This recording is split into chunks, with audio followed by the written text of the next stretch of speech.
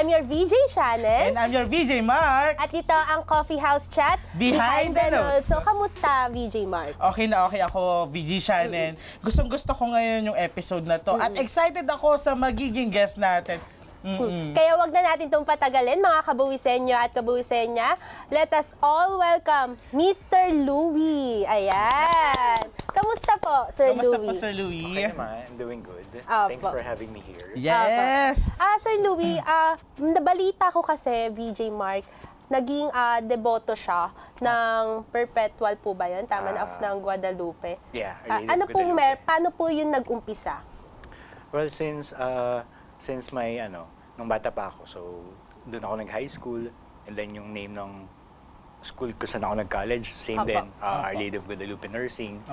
So yun ang Tapos every Sunday, I make sure before I do my errands, talagang Nag-Sunday Mass po talaga kayo. And then every Holy Week, yun yung magpupunta sa mga church, bisita iglesia. Dito kinakalimot talaga every Sunday. Tapos every December, dapat kompleto yung simbang gabi. Nakita ko kasi yung VJ Mark dun sa post ni Sir Louie na kada araw ng simbang gabi, meron siyang reflection. Hindi ko lang sure kung sa homily po ba yun. Tama po ba? Yes. Yan, tas may picture siya kung saang church siya. Tsaka Sir Louie, alam ko meron ka pong anak. Tama po ba? Yes. Tama, ayun. So, ilan po yung anak nyo ngayon? Ngayon, 2 kids. Babae at lalaki po. Yes. So, parang sino nga ba si Sir Louie as a tatay? Tapos sino nga ba si Sir Louie sa profession niya ngayon? Pwede niyo pong ipakilala yung sarili niyo sa mga kabuwisenya at kabuwisenya kung sino nga po ba si Sir Louie. Okay, sige. Hi, I'm Louie and I'm the founder of Aurelio Salapari Lending, Salapari Motors, and Tech Gears Incorporated. Ayan. So, these are 3 different companies that I manage on a day-to-day basis. Pero Sir Louie, paano niyo po na-handle yung pagiging hands-on nyo sa pagiging tatay? Kasi syempre po, ano po ba yung nauna sa inyo? Yung business po ba or yung sa family niyo? Okay. Ang nauna, syempre the business muna. Tapos you have to prepare yourself na, okay, is my income enough for me to have a family? Kasi pangit naman na, or I would say it's not really recommended na magkabaliktad. So, lahat naman tayo may purpose in life eh. But what motivates me on a day-to-day basis is, sa umaga, para kanino ka ba magtatrabaho? Para sa umaga, kanino ka ba bumabangon, VJ Parang Mark? Nescafe yata. Yun. Oo, yun nga yun, VJ Mark. Kape na naman, di ba? So, paano nyo po nababalance yung financial nyo pagdating sa family and also dun sa business nyo po? So, may tinatawag tayong life balance. Life Yeah. balance. So, number 1, you have to put God in everything you do. Kasi no matter how successful you are, if there's no God in the center of it, you will feel empty. So, yun ang laging nauna. Second is the family. Family, friend, and loved ones. Make sure you spend time with them, quality time. Hindi naman kailangan sobrang dami ng friends mo. Like ako kasi I keep my circle of friends at a minimum. So, kilala mo lang talaga kung sino yung pipost ko sa social media, sino yung pipupuntahan ko if I have problems, if I'm happy, kung sino yung kasama ko lagi maglaro. So, yun lang. Kaya VJ Mark, may sinasabi tayo sa Bible verse na Proverbs 17:6 na saying that parents are the pride of their children. Alam naman po namin siguro na kami bilang isang anak din po kami. Proud na proud po yung mga anak nyo. Opo. Lalo na ngayon, yung daughter ko, she's 6. So talagang nagle-level up na, kumukulit na. Doon na nila naaalala kung kailan, ano yung mga scenarios na dapat andun ka. So sabi nga ng partner ko na your daughter won't remember kapag malaki na siya kung sino yung kumuha ng picture, kung sino yung kasama, but rather kung ano yung mga sacrifices that you make kapag kailangan talaga ng time for the family. Yes. Kasi VJ Mark, nakita ko din pala sa post ni Sir Louie na sabi niya, 'di ba, pili lang din yung mga naging kaibigan niya. Yeah. Nakita ko doon si Prof. Sai. So na-curious ako, paano niya ba nakilala si Prof. Sai? So we got connected with the help of ABC Closing Academy. ABC. Yan din po yung parang connected din ata sa XDT kasi sa XDT si Prof. Sai, tama po. Tapos sa ABC, yan po yung tatlo, tama po ba? Sino-sino nga po ba? Ano po bang meron doon? Una, syempre ang founders ng ABC is Coach Ron and Coach Jeff. Apo. Tapos from there yun, nagkakaroon kami ng weekly catch-up, coffee session, hanggang sa yun, nakilala ko eventually si Prof. Sai. Ay, ang ganda ng kwento nila, VJ Channel. Kahit sabi nga ni Sir Louie, ang mga kaibigan niya, hindi niya kailangan ng marami, pero solid. Solid yung pagsasamahan, hindi din nakakalimot doon kay God. God yung center nila, kaya sila nabuo. And also, Sir Louie, paano yung, ano nga pala po yung tatlo yung businesses? Pwede niyo po bang sabihin kung ano-ano po yung mga to? Kung saan sila naka-field? Right.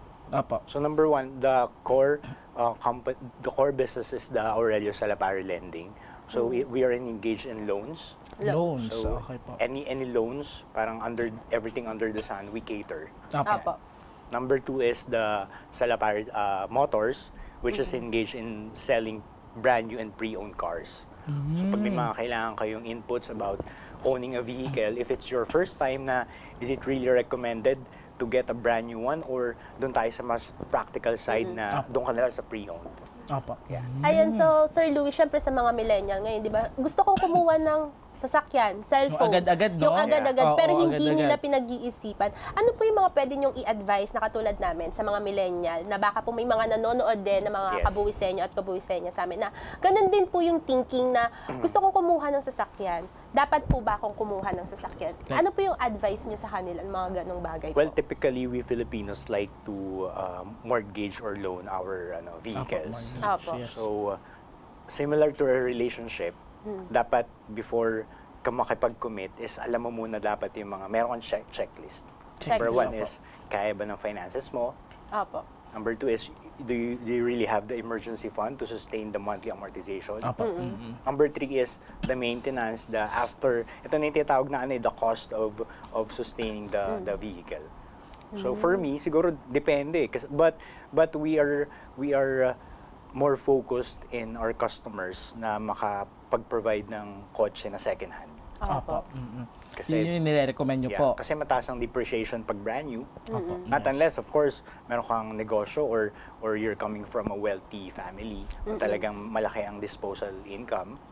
But otherwise, we have to be practical. Especially inflation every year mataas. Yes, totoo po. Yeah. Paano nyo po naisipan yung maging business is lending? Okay. Kasi, di ba po, marami naman pwedeng igawing business, like Yeah. restaurant, coffee It's shop, really more on helping others. helping others. It Yes po. started when I was working in one of the call centers in BGC. Apo. That was in 2010. Parang ano lang we were just having fun sa meeting. Apo. Tapos parang doon ko na-realize na ang tao pala umiikot sa isang cycle. So ito yung cycle na dadating ang sahod, Apo. plus we have to spend on our expenses and Yes needs. po. Tapos the gap is baka wala pa yung sahod, meron na agad kakulangan sa Apo. finances. Yung tinatawag nilang PDP, Pecha di Peligro. PDP, Pecha di Peligro. So wala pa sahod pero kulang na agad yung finances. Apo, parang katulad natin, mga millennials or mga itong henerasyon na to, Yeah. pag sumahod, naka-checklist na, pupunta ako ng mall, bibling ko to. Yeah. Ganito, Impulsive groceries. buyer tayo. So, hindi tayo marunong mag-impok, kung tawagin. Kasi ang alam natin, sabihin nga natin na dapat meron ako nito kasi bago to. Oo. Yeah. Kailangan, dapat makabili ako niyan. Okay, sahod ko na, bibili ako niyan. Ganon. Tapos, naka-iPhone 15 Pro Max ka, pinicturean mo isang dilata, ligo. Oo. Di ba? Alam mo- Kasi hindi ka kakain. Sige po, Sir Lip. Alam mo, maswerteng kayo sa generation ngayon Kasi you've got a lot of materials and influencers who can help you na, alam mo yun, to guide you kung ano ba dapat yung kailangang i-prioritize. Yes, Opo. opo, Kasi ako, tama. nung kabataan ko, wala namang magsabi na, pre, kailangan mong invest. Pre, kailangan mong ipon. Opo. You have to save up para at least lahat ng needs of your family, pag nagkaroon ka na ng anak, maibigay mo. So, wala yung ganun. Totoo naman yung So, it video became channel. the motivation na makapag-build ng business that addresses the problem in our economy. Yes. Tama yung sinabi ni VJ tuloy. Ni Sir Louie. Sir Louie. Hindi ka lalapitan, for example, ni Sir Louie, kung alam niyang hindi niya kung para impulsive buyer ka, tutulungan ka niya para mabili isang bagay na yon sa tamang proseso. Hindi ka niya tutulungan ng mangutang ng mangutang. Kundi tama. Tutulungan ka din niyang gamitin yung pera mo sa tamang pangungutang. Tama po. May tamang proseso po talaga. Siyempre, you need to involve God in every decision that you make. Especially, dapat aligned yung yung spiritual belief mo, regardless of your religion, sa ginagawa mo sa buhay. Though siguro for me, what I apply is dapat iwas greed. So may mga borrowers tayo na meron ng existing na loan pero gusto pa rin mag-loan kasi kinukulang talaga. For us, we assess their income. Kapag medyo sumusobra na sa limit, we decline the loan. So yun. Alam mo, VJ Mark, marami pa akong gustong matutunan kay Sir Louie. Ako din, VJ diba? Shannon. Kasi syempre sa millennial ngayon, marami pong ganyan diba, Sir Louie? So, syempre sa mga kabuwisenya at kabuwisenya, bibitinin na naman natin sila. Tama ba? Tama, VJ Shannon. Alam kong bitin na bitin sila kasi ang dami nang natutunan, umpisa pa lang. Yes, diba? tama. Pero dahil magko-coffee break muna kami ulit, mga kabuwisenya at kabuwisenya, magbabalik po ang Coffee House Chat Behind the Notes. Ayan. Abangan niyo ulit kami. Tama. Diyan lang kayo.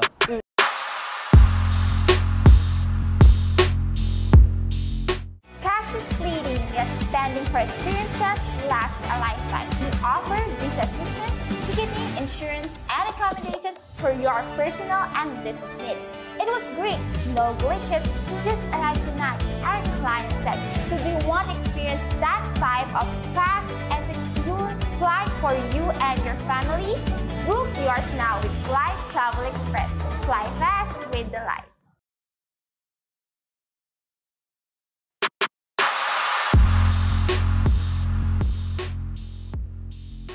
At nagbabalik muli ang Coffee House Chat Behind the Notes. Okay. So, naalala ko pala, VJ Shannon, yung nasabi ni Sir Louie kanina, okay lang na kahit konti lang yung kaibigan niya, pero with quality yon. Tsaka nagustuhan ko rin kay Sir Louie, pag may kliyente siya, hindi niya hinahayaang malunod sa mga tinatawag niya mga loans. Parang VJ Mark, katulad sa XTT na I am XDT. Katulad yan na sa jacket namin ngayon. Ayan. So, ang sinasabi po kasi doon sa I am XDT, yung initiative at malasakit sa mga kliyente. Parang ganun din si Sir Louie, di ba? Yes, VJ tama Mark. ka dyan, VJ So, Shannon. Sir Louie, hindi na namin ito patatagalin. Since bata pa po kayo, tama po ba nagsimula doon sa pagbi-business? Ilang taon po ba kayo nag-start ng business sa lending? Lending po ba agad yun? Yeah, so at first, parang ano siya, it's more on helping others. Na kapag sa office, pag malapit na yung Pedro de Peligro. Tapos, alam nila ako yung, syempre, lumaki ka sa hirap. So, kada sahod, lahat ng 90% ng sahod mo, ipunin mo. Tama po. Nung nalaman na sa office na, ito palang taong to, malaki yung yung ipon, nakakapag-save. So, kada sahod, sa akin na sila lumalapit. Pero during that time, lahat ng pinapaloan ko, I don't charge them with interest. Alam mo, VJ Shannon, napaka-soft-spoken ni Sir Louie, no? Parang may gusto pa akong malaman behind ng pagiging soft-spoken niya. May kwento yan eh. Sir Louie, bakit po kaya kayo soft-spoken? Ganito kasi yan. Ano yan? Siguro, I always define or tell myself na dapat habang nabubuhay tayo, dapat meron tayong purpose. Yes po.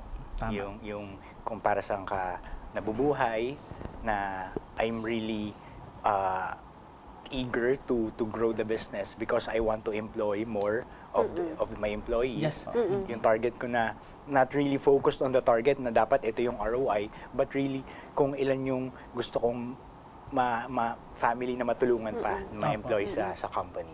Kasi, sorry. So we started the company with only 1 employee. Yeah. But right now, we are 10 in the office. Tapos we have 3. Anong taon po kayo nagsimula nun? Yung year po mismo nung business? During the pandemic. Kasi ito yung mga friends ko na mga friends ko napansin ko, no work, no pay, na 7 years na sila sa work, tapos nagkaroon ng COVID. Talagang hindi sila pinasahod. Ako naman, lagi akong nagbabasa ng mga feeds sa Facebook, articles. Nabasa ko doon si Ramon Ang, who is the CEO of San Miguel, na despite the challenges, lahat ng empleyado niya sumahod during the pandemic. So doon ko nakuha yung thought na, oo nga naman, di ba? Yes, ma'am. Yung earnings mo sa company will suffer, pero what matters the most is yung loyalty na babalik-balikan ka ng mga employees. Parang tulad sa XDT, VJ Mark, na alam mo ba yung mga employees ng XDT, nagsisimula pa yan sa Manila, pero bakit sila doon nagtatrabaho sa Mandaluyong? Kasi yung loyalty tsaka yung love ng mga tao sa paligid, di Yung ba? eagerness nila. Masaya kasi sila na kahit anong hirap, kahit anong pagod, kahit anong layo, kung masaya ka sa ginagawa mo. Oh, yun yung importante Yun kasi. talaga importante. Kaya Sir Louie, bakit blending po? 'Di ba? Syempre, naisip po namin kanina doon sa tinanong namin kanina na syempre deboto po kayo, 'di ba? Yeah. Bakit po lending yung naisipan nyo? Bakit hindi po yung iba? Hindi naman talaga ako lumaki sa ganong klaseng Apo. negosyo. Negosyo. Pero kapag once paulit-ulit ka na doon sa ginagawa mo, mag-start ka ng mahalin yung ano eh. Doon ka na masaya. Kapag nakikita mo yung client mo, nabili na nila yung dream house nila with the help of MCF. Tapos may mga clients ka na hirap makapag-approve ng car loan sa bank. Tapos sila nakikita mo na kinukuha nila yung susi sa office mo. Tapos sila drive na nila yung kotse nila. In short, we're not really selling the products, but yung milestone or siguro the fulfillment na naibibigay kapag nakikita mo yung customers mo masaya. Kasi we believe na as long as you know how to take care of your consumers, profit will follow. Yes, totoo Tama yan, naman Vicky. dyan. So, wala kaming like for example, sa auto loan namin, pag alam namin gipit na, like for example, the pandemic, lockdown, wala talagang totally tigil ang income, tigil ang negosyo. What we did was, we applied yung bayanihan na in-implement ng government, which is, instead of ballooning the payment kapag naka-recover na, we extend the terms. Ano nakakatawa? Yung word na bayanihan, no? Kasi bihira lang, especially ngayon sa henerasyon ngayon, hindi na nauuso yung ganyang word, yung bayanihan. Basta mabili ko lang to, okay na ako, masaya na ako. Hindi nila iniisip yung sarili nila na kakayanin ko ba talaga to, kung nakuha ko nga yung kagustuhan ko, masaya nga ako dito, pero on the long run, magsasuffer ba ako? Like, hindi nila naiisip yun eh. Yes. Kaya with the help of Sir Louie talaga. And we always educate our consumers na regardless of the loan product that you will avail, dapat during the first month until the last paying month, dapat masaya ka. Kaya naman sa history ng data namin, out of the siguro almost 100 cars that we finance, 0% yung repossession rate namin. May happy experiences po ba na meet kayo regarding sa mga client nyo? May mga ganun po bang experiences kayo? Ako naman, I mean, sa negosyo naman, good and bad. But we try to focus on the good things. Kasi meron pa rin yung 1% na hindi magandang feedback. Pero ano syempre, po yung, Sir Louie, yung parang sabihin natin na Bad. tumatak sa utak nyo na itong kliyente na to, sobrang natutuwa ako sa successful niya kasi natulungan ko din siya. May ganun po bang experiences kayo? siguro for me, I would say, well, lalo na sa negosyo, it's growing. Apo. What I focus my time is siguro the mission and vision of the company. Yes. Which is really to help, to grow, to employ more people, tapos to engage with the clients. Kaya dapat hands-on ka talaga, lalo na sa lending business kasi ang what you're managing is money. Sir Louie, tanong ko lang po, meron po ka ba kayong successful story sa isang kliyente? Siguro one of the highlights of our consumers is yung mga clients namin that are parents. That our parents pa. Whether couple sila or single parent, na nai-rouse nila yung anak nila na makapagtapos ng college or makapag-move up ng high school or grade school with the help of the loans. Yun maganda kasi sa panahon ngayon, yung generation natin ngayon, pag nakuha na natin yung gusto natin, hindi natin kayang alagaan agad eh. Hindi ba yung isip natin for long term? Iniisip lagi natin for short term. Pag for example, nakabila ako ng car kay Sir Louie, haya ako na lang dyan. Hindi ko naayos yung maintenance, ganyan. Pero basta meron ka. Yes. Yun yung lagi.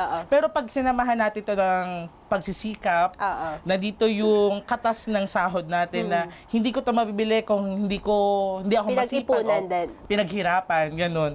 Eh ngayon, yung henerasyon natin ngayon, impulsive buyer talaga eh. Pero Sir Louie, syempre sa mga ganyang business po kayo, nagkaroon po ba dyan ng scammer? Kasi usong-uso yun, di ba, Yes, VJ totoo. Mark? Scammer. Nagka-experience ka na po ba ng ganun? Yeah, we had couple of troll accounts before. That's why we had to revisit our loan process to parang hindi na siya maulit in the future. Apo. Paano nyo po siya hinahandle? Like for example, before kasi ang loan process namin, just submit the Google link form and that's it. Tapos moving forward, we require all the applicants to submit a selfie of their ID with them sa application form.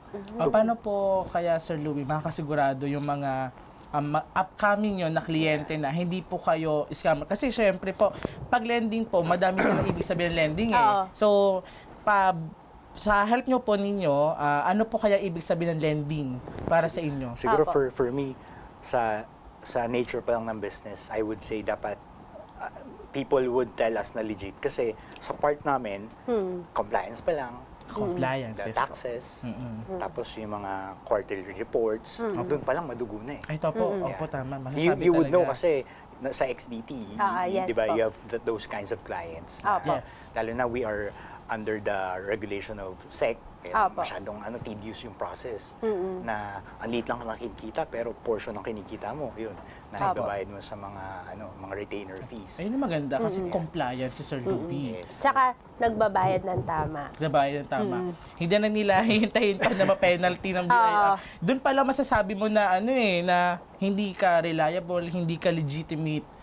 Sir, kay Sir Louie, lahat ng papeles pag sinabi mo, lending ka, di ba? Baka scammer ka. O pwedeng ibigay ni Sir Louie yung mga papeles Yung COR niya. Oo, di ba? Confidential na. masabi. Registered ako. Lalo na pag lending, para kang papasok sa karayom totoo eh. po. Meron ka Totoo pang po. AMLA requirement. Tapos yun, may mga SEC requirements na pag na-miss out mo, malaki yung penalty. Tama, Sir Louie. So at least yung mga mga kliyente nyo ngayon, sobrang successful na nila, masaya sila with the help po ninyo, di ba, Sir Louie? Hindi naman na nabili ko to kasi dahil nga biglaan lang. May ganun ba na scenario na Actually, sorry to Sige po, cut you sure off. We monitor our borrowers na walang nalulubog sa kanila. Sa paanong paraan po? Like for example, how much typically they would apply for a loan. We would ask them para saan ba yung ilo-loan mo at magkano. So dapat meron ka rin purpose, hindi lang sa buhay, pati sa kung paano ka utang. So parang tinutulungan nyo rin po yung mga kliyente nyo mag-manage ng Yes. tama. Yun yung initiative din nila, Sir Louie, sa company nila. Gusto ko yun. So kapag yung foundation mo towards filtering your clients maganda na, wala kang magiging problem sa collection, which is a common problem for lending and financing companies. Ayun, maganda, video siya. Hindi ko masabi kung kukuha na rin ba ako kay Sir Louie agad. Pero syempre, bibitinin natin ulit yung mga kabuwisenyo at kabuwisenya natin kasi magko-coffee break muna namin at i-discuss namin baka magkaroon na ng dito investment. Permahan. Ayan, so coffee break muna tayo mga kabuwisenyo at kabuwisenya. Magbabalik Diyan lang po kayo. kami. Tama. Diyan lang kayo.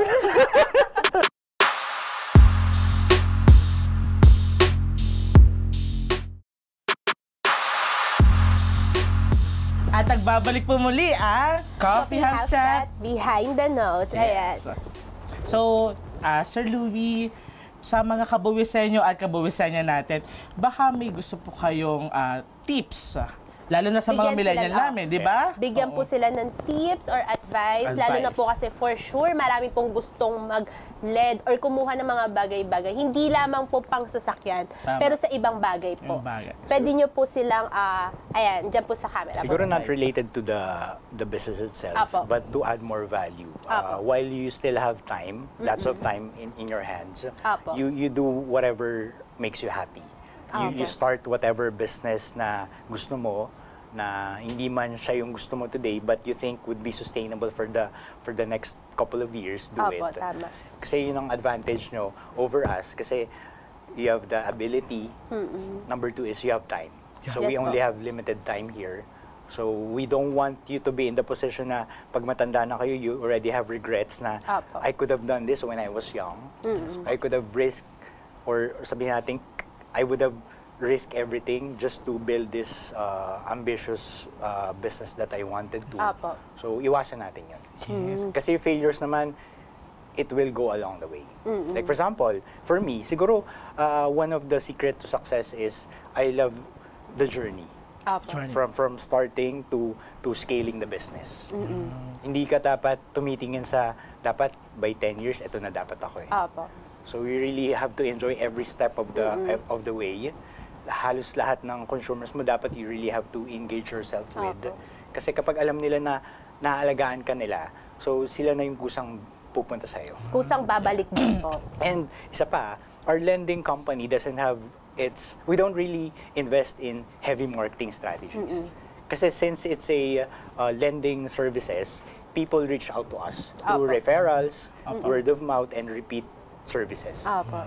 So if they're really satisfied with the service that they had previously, uulit at uulit yan. Yes. Ayan. And at the same time, dalawa lang ang klaseng feedback eh, bad or good feedback. Apo. Tama So po. sige, for example, sir, kanino ba ako pwedeng lumapit for loans or for car financing? Siyempre, i-recommend ka nila if they know that your service is good and you provide and, di ba, Opo. provide solutions to the needs. Ayan, so sa mga kabuwisenyo at kabuwisenyo natin, Sir Louie, pwede nyo din po pala banggitin kung saan po kayo pwede makontak if ever po may mga Right. gustong kabuwisenyo at kabuwisenya natin na mga gusto din pong magpatulong. Ayan po. You can reach out to me directly at my Facebook page. It's Louie Aurelio Salapare. Or you can like us on Facebook. Our Facebook page name is Aurelio Salapare Lending, INC, or Salapare Motors Incorporated. So Ayan. sa ngayon kasi, I love teaching individuals on starting their own lending business or starting to sell cars, Okay. second-hand. Yun. That's what I do.